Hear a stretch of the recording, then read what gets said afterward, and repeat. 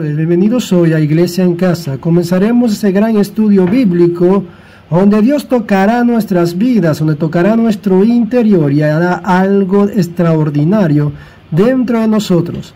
Así que comenzamos ese gran estudio bíblico con Sonia Martín del Águila, que nos va a traer una palabra interesante para nuestras vidas. Muy buenas tardes, ya estamos a viernes en el estudio bíblico y vamos a empezar orando. Vamos a pedirle a Dios que nos ayude, vamos a pedirle al Espíritu Santo que descienda y que nos hable. Señor, gracias por la oportunidad que nos das de poder reunirnos ante tu presencia, de poder reunirnos para hablar de tu palabra, poder leer la Biblia, Señor, y poder hablar sobre ti, sobre lo que tú tienes para nuestra vida. Ahora te pido que traigas tranquilidad en nuestros pensamientos, que traigas vida, Señor, en nuestras almas, Padre, y que nos ayudes a entenderte y que nos ayudes a vivir todavía más cerca tuyo. Te pedimos que tu Espíritu Santo descienda a nuestro lado y que no se marche, en el nombre de Jesús. Amén. Y como hemos anunciado, hoy vamos a hablar de Elías y los profetas de Baal. Y quiero leer 20 versículos, porque es bueno que leamos la Biblia y que sepamos qué dice la palabra y después qué es lo que nosotros entendemos. Así que vamos a leer Primera de Reyes 18, del 20 al 40. Entonces Acab convocó a todos los hijos de Israel y reunió a los profetas en el monte Carmelo. Y acercándose Elías a todo el pueblo dijo: ¿Hasta cuándo claudicaréis vosotros entre dos pensamientos? Si Jehová es Dios, seguidle, y si Baal es, id en pos de él. Y el pueblo no respondió palabra. Elías volvió a decir al pueblo: solo yo he quedado profeta de Jehová, mas de los profetas de Baal hay 450 hombres. Dénsenos pues 2 bueyes, y escojan ellos uno y córtelos en pedazos, y pónganlo sobre la leña. Pero no pongan fuego debajo, y yo prepararé el otro buey y lo pondré sobre leña, y ningún fuego pondré debajo. Invocad luego vosotros el nombre de vuestros dioses, y yo invocaré el nombre de Jehová. Y el Dios que respondiere por medio de fuego, ese será Dios. Y todo el pueblo respondió diciendo: bien dicho.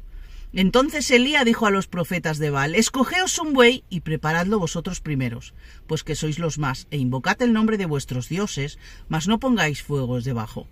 Y ellos tomaron el buey que les fue dado y lo prepararon e invocaron el nombre de Baal desde la mañana hasta el mediodía, diciendo: Baal, respóndenos. Pero no había voz ni quien respondiese, entre tanto ellos andaban saltando cerca del altar que habían hecho. Y aconteció al mediodía que Elías se burlaba de ellos diciendo: gritad en voz alta, porque Dios quizás está meditando, tiene algún trabajo, va de camino, tal vez está dormido. Hay que despertarle. Y ellos clamaban a grandes voces y se sajaban con cuchillos y con lancetas conforme a su costumbre, hasta chorrear la sangre sobre ellos. Pasó el mediodía y ellos siguieron gritando frenéticamente hasta la hora de ofrecerse el sacrificio. Pero no hubo ninguna voz, ni quien respondiese ni escuchase. El 30. Entonces dijo Elías a todo el pueblo: acercaos a mí. Y todo el pueblo se le acercó y le arregló el altar de Jehová, que estaba arruinado. Y tomando Elías 12 piedras, conforme al número de las tribus de los hijos de Jacob, al cual había sido dada palabra de Jehová, diciendo: Israel será tu nombre. Edificó con las piedras un altar en el nombre de Jehová. Y después hizo una zanja alrededor del altar, en el que cupieran 2 medidas de grano. Preparó luego la leña y cortó el buey en pedazos y lo puso sobre la leña. Y dijo: llenad 4 cántaros de agua y derramadla sobre el holocausto y sobre la leña. Y dijo: hacedlo otra vez. Y otra vez lo hicieron. 8. Y lo hicieron la tercera vez. 12. De manera que el agua corría alrededor del altar y también se había llenado de agua la zanja. Cuando llegó la hora de ofrecer el holocausto, se acercó el profeta Elías y dijo: Jehová, Dios de Abraham, de Isaac y de Israel, sea hoy manifiesto que tú eres el Dios en Israel y que yo soy tu siervo y que por mandato tuyo he hecho todas estas cosas. Respóndeme, Jehová, respóndeme para que conozca este pueblo que tú, oh Jehová, eres el Dios y que tú vuelves a ti el corazón de ellos. Entonces cayó fuego de Jehová y consumió el holocausto, la leña, las piedras, el polvo y aún lamió el agua que estaba en la zanja. Viéndolo todo el pueblo, se postraron y dijeron: Jehová es el Dios. Entonces Elías les dijo: prended a los profetas de Baal para que no escape ninguno. Y ellos lo prendieron, los llevó Elías al arroyo de Cisón y allí les cortó el cuello. Vaya historia. Que larga, no es larga, pero qué historia más curiosa, ¿verdad? Imaginar, están los profetas de Baal y otros profetas que eran los de Asera. Si leemos versículos adelante nos damos cuenta que eran 450 los profetas de Baal y 400 los profetas de Asera. 850 personas, todos reunidos en el monte Carmelo, empiezan a hacer un altar, cogen un buey, lo ponen en el altar y empiezan a pedirle a sus dioses que baje fuego del cielo y que lo consuma todo. Y no acaba ahí, sino que trasladan el desafío hacia Elías. No es bastante con demostrar al pueblo que tienen un Dios, sino que están desafiando a Elías para que él haga lo mismo. ¿El desafío cuál era? El desafío era que hiciera descender el Dios real, que hiciera descender del cielo fuego. Y el Dios que hiciera descender fuego del cielo sería reconocido como el título de Dios Todopoderoso. Ese era el desafío. Pero cuando hay un desafío, no solo se desafía al ganador, también se desafía al perdedor. En este caso, no solo se iba a reconocer al que ganara, al Dios que realmente hiciera descender fuego, sino que se estaban jugando el que perdieran, todos los profetas iban a ser asesinados. Si Elías fuera el perdedor, Elías hubiera muerto. Si los perdedores eran los profetas de Baal y de Asera, ellos iban a ser los asesinados. Hay un ejemplo claro que es el famoso fútbol. Imaginaros vuestro equipo jugando un clásico contra otro equipo súper importante, una final. Y esa final no es en el campo del equipo tuyo, sino es en el campo contrario, en la ciudad contraria. Vas allí y estás gritando gol cada vez que tu equipo marca. Vas vestido con la equipación de tu equipo favorito, con la bufanda, con la ilusión de que gane. Y estás en campo contrario y pierdes. No es solo un triunfo para el que triunfa, sino es una vergüenza para aquel que ha ido, se ha gastado dinero, ha hecho allí los gritos y resulta que luego ha perdido. Ganar en el campo contrario es un éxito, pero perder se pierde más que se gana. Imaginaros esos profetas todo el día haciendo teatro, a voz limpia, a bailes, a saltos, a gritos, rajándose con cuchillos la piel, chorreando la sangre por el cuerpo. Habían 850 personas rajándose. ¿Cuánta sangre habría en el suelo? ¿Y sabéis qué ocurrió allí? Que no descendió ni humo, que no hubo ni un fueguito pequeño, nada, ni una pizca de humo salía de aquel altar. Sus dioses no estaban respondiendo. Pero ahora venía el turno de Elías, aquel que estaban desafiando para que clamara al Dios, a su Dios, a que descendiera fuego. ¿Y qué hace Elías? Empieza a preparar su altar, coge el buey, lo deja allí puestecito y empieza a tirar agua como loco en la zanja que ha hecho en el altar. Agua como loco, hemos contado hasta 12, igual que las piedras que coge para ponerlas en el altar. Ni salta, ni grita, ni chorrea sangre. No hace absolutamente nada de eso. Hemos leído que Elías ora. Solo ora y le pide a Dios que descienda fuego del cielo. Y le pide que consuma aquello que ha puesto. ¿Y qué ocurre? Que Dios responde. Aquella gente se había tirado un día entero clamando y no había caído ni humo. Y él en un momento se pone a orar y desciende fuego que consume el animal, la madera, las piedras y el agua. Incluso la tierra. Todo lo que había ahí fue consumido. Y ahí, en ese mismo instante, se cumple el trato, el desafío, el partido que estaban jugando. Y es que Dios era el glorificado. Y lo que pasa es lo que tenía que pasar, que el perdedor moría. Y se les degolló.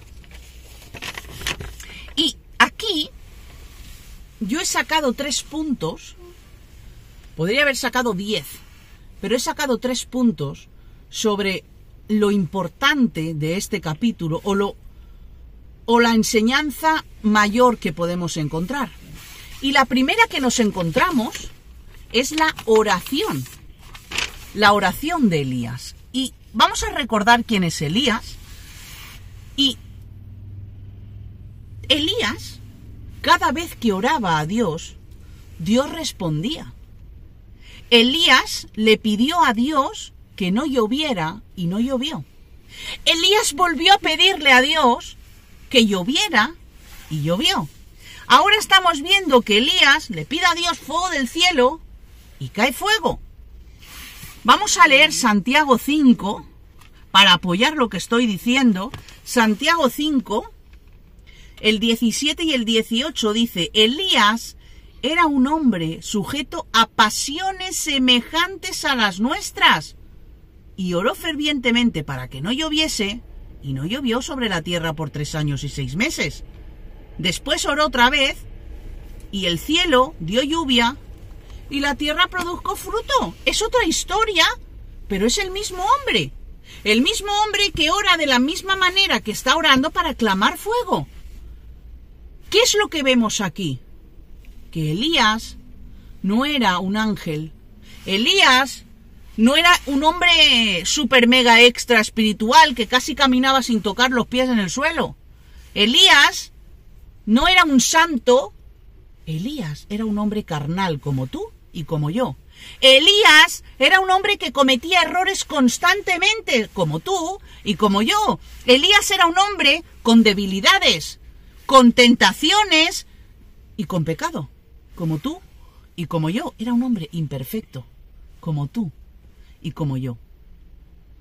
Esto quiere decir que si nosotros oramos con fe, que si nosotros oramos creyendo lo que decimos a Dios, con la seguridad de que Dios nos responde, Él nos respaldará siempre.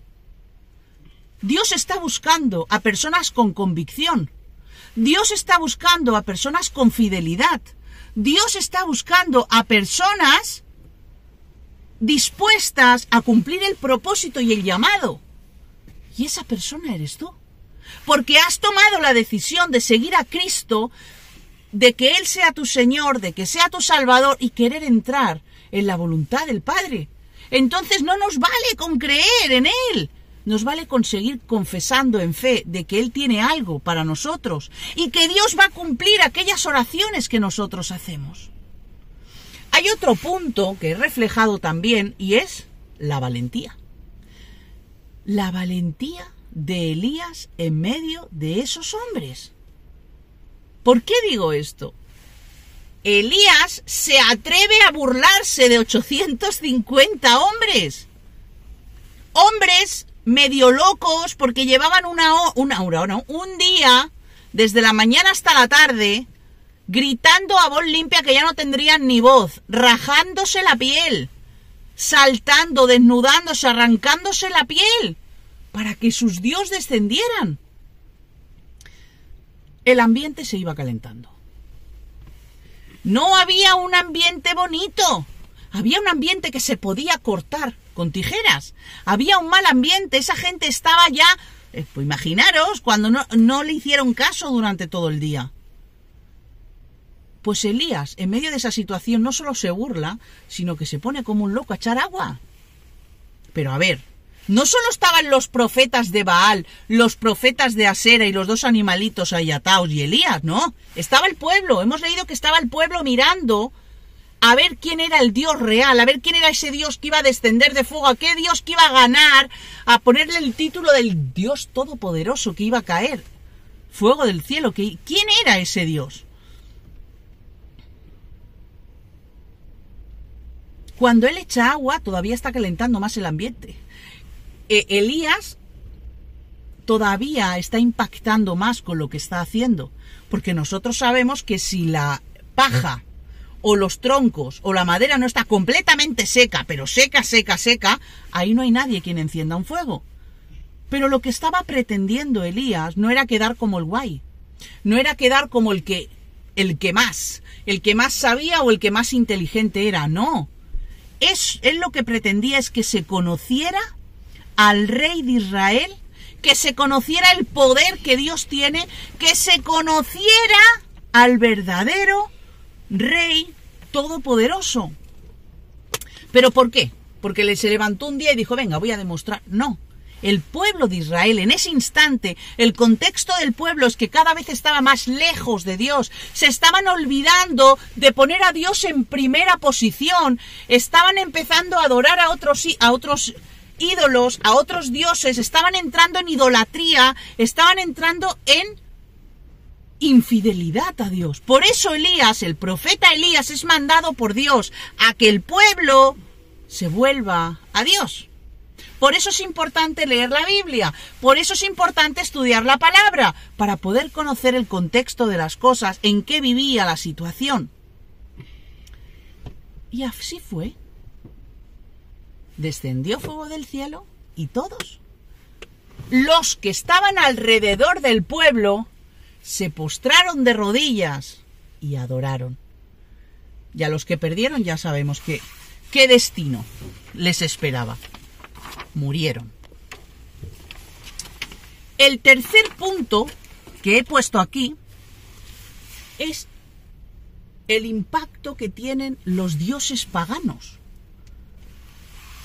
El dios de Asera, el dios de Baal, los profetas estaban sirviendo a un Dios que no existía. ¿Qué pasaba con estos profetas? ¿Qué querían estos profetas demostrar? Los profetas de Baal se dedicaban en cuerpo y alma y mente y tiempo a adorar a ese Dios. Y se dieron cuenta de que no existía Dios. Y vamos a trasladar eso a nuestro día de hoy. ¿cuáles son esos dioses que a lo mejor nosotros estamos adorando? Y podemos decir, no, yo no adoro a ningún dios porque yo creo en Dios y yo no adoro a nadie más. He puesto ejemplo de dioses paganos que pueden vivir en las iglesias, de dioses paganos que pueden vivir en nuestra familia, de dioses paganos que pueden vivir en nuestro interior a pesar de creer en Jesucristo. El que primero me viene a la cabeza es el amor al dinero. Si nosotros estamos sirviendo a otros dioses, no podemos servir a Dios. No podemos servir a dos señores, dice la palabra. Nosotros no podemos recibir agua dulce y agua salada. No, señor, en una fuente no hay mezcla de sabores. No podemos servir a a dos dioses. El amor al dinero es el trabajar 24 horas al día, 7 días a la semana, 31 días al mes y 365 días al año. No podemos vivir así. Y solo lo hacemos para ganar más y mejor y obtener otras cosas mejor que las que tenemos. Otro dios pagano, que hablamos menos de él, es el consumo, el consumismo. Eso es un dios pagano. Compras exageradas, vivir a todo tren, sin estarse de nada, cobro y me lo gasto todo en comprar las mejores modas, el mejor móvil, el mejor coche, la mejor casa. Y eso lo que hace es un desgaste. Y estamos quitándole tiempo al Dios verdadero, al Dios todopoderoso que es capaz al día de hoy de descender fuego del cielo. Y hay otro dios pagano, solo he puesto 3 ejemplos, pero este dios pagano muchas veces no nos damos cuenta. Y son nuestros recuerdos. Nuestros recuerdos pueden ser un dios pagano.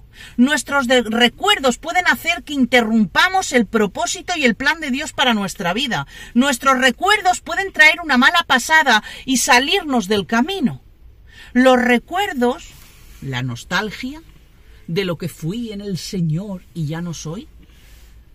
Los recuerdos de que si yo no hubiera elegido ese camino y hubiera escogido el otro, yo no sé qué tipo de recuerdo puedes tener. Pero hay muchos más dioses que podemos poner en el lugar de Dios. El amor por nuestra familia también puede ser, porque nos dedicamos 24/7 y a Dios lo olvidamos de lado. No voy a decir más ejemplos porque cada uno le pueden venir cosas a la mente. ¿Cuáles son nuestros dioses paganos? Mirar, cuando nuestra fe no es superficial, cuando nuestra fe no es de apariencia, es decir, que nuestra fe es real, es una fe en Dios, todo esto que hemos hablado no ocurre. Tenemos que estar dispuestos a actuar en medio de una sociedad que no cree en Dios. Elías se enfrentó a unos profetas que no creían en su Dios, al Dios verdadero, y fue valiente, muy valiente, porque le podían haber hecho algo, y él aún así se metió ahí de cabeza. Hemos de ser valientes y no hemos de evitar el hablar en público, no hemos de evitar el predicar el evangelio, no hemos de evitar nada de todo esto. Porque Dios sigue obrando en medio de esta sociedad. Dios sigue obrando en medio del mundo. Dios sigue obrando y nosotros tenemos que dejar que ellos vean que ese Dios sigue obrando. Porque Dios no puede coger una herramienta en el mundo para predicarse a sí mismo. Dios necesita esas herramientas que somos nosotros para evangelizar. Y lo que Dios hace en nosotros le sirve como testimonio a este mundo. La oración es el mejor lugar que debería de tener nuestra vida. La oración ha de ocupar el primer lugar en nuestra vida, porque a través de la oración Dios nos habla, porque a través de la oración nosotros nos arrepentimos, a través de la oración nosotros somos capaces de reinventarnos todos los días a través del Espíritu Santo. La valentía que tuvo Elías es completamente imprescindible para trabajar dentro de la voluntad de Dios, para trabajar dentro del plan divino para nuestras vidas, para nuestra familia, para nuestro trabajo, para nuestro entorno, para nuestro ministerio y para todo lo que hay a nuestro alrededor. Es verdad, podía haber cogido esta historia y podía haberla alargado y hablar de Jezabel, de hablar de Asera, pero da igual. He preferido hablar de Elías, hablar de su valentía, hablar de cómo él actuó, hablar de cómo él oraba. Porque a veces nos quedamos con lo superficial, el humo, y el humo es humo. Vamos a quedarnos con las enseñanzas reales que Dios hoy quiere traer para nuestra vida. En 25 minutos hemos podido hablar de a qué punto nos quiere llegar Dios. Y hoy Dios te pregunta, y me pregunta a mí también, ¿a qué punto estáis? ¿A qué punto queréis llegar? Elías lo tenía muy claro. Es verdad, después de esta historia, acto seguido de esta historia, Elías se larga debajo de un árbol a quererse matar, a quererse morir con una depresión de caballo. Este que ha creído en Dios, es verdad. Podríamos hablar también de ese Elías deprimido, de ese Elías sin fe, pero no. Porque tú y yo hoy estamos arriba y mañana estamos abajo. Hoy tenemos fe y mañana la perdemos en una depresión. Esto somos los seres humanos. Vamos a leer la palabra como una luz, como lo que decimos, como una lumbrera, como una lámpara a nuestros pies, y no con el dedo para ver qué es lo que dice la palabra que está mal. Esta es la palabra que el Señor ha traído a tu vida, a mi vida, y a todos los que puedan escucharla. Si te ha servido esta palabra, vamos a orar. Si no te ha servido, vamos a orar. Gracias, Señor, porque nos hablas claro en tu palabra, porque no hay error en tu palabra, porque no hay nada que se pueda añadir ni nada que se pueda quitar, Señor. Lo que está, Señor, es lo que tú querías que estuviera. Yo ahora te pido que tu Espíritu Santo hable a cada uno de mis hermanos, hable a cada uno de mis hermanas, Señor, para que les hagas entender lo importante que es la oración, lo importante que es el evangelizar, lo importante que es la confianza y la firmeza y la fe de que tú estás a nuestro lado ayudándonos. Gracias, Espíritu Santo, por estar aquí. Muchas gracias a cada uno de los que estáis ahí por vuestras oraciones. Si os ha gustado podéis compartirlo, podéis comentar y nada más. Nos vemos la semana que viene, bueno, el domingo, en unos días, en la reunión. Así que el Señor os bendiga.